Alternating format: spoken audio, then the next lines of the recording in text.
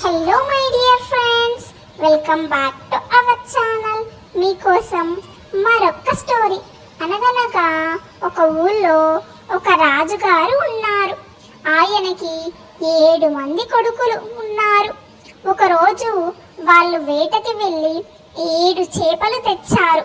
వాటిని ఎండలో పెట్టారు. అందరి చేపలు ఎండాయి, కానీ చివరి అబ్బాయి చేప ఎండలేదు.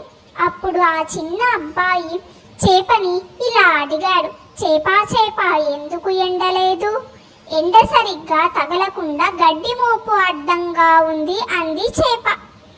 గడ్డి మోపు ఎందుకు అడ్డంగా ఉన్నావు అని అడిగాడు గడ్డి మోపిని అబ్బాయి.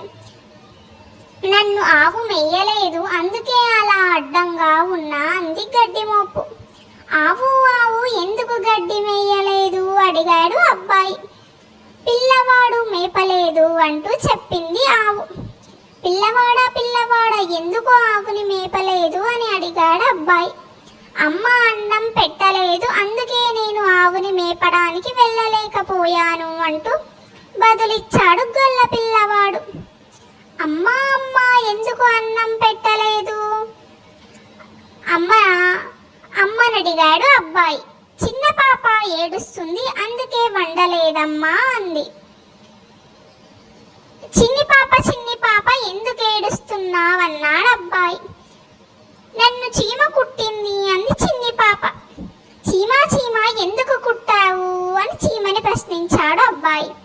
మరి నా బంగారు పుట్టల్లో వేలు పెడితే కుట్టనా అంట కుట్టేసింది చిన్న చీమ.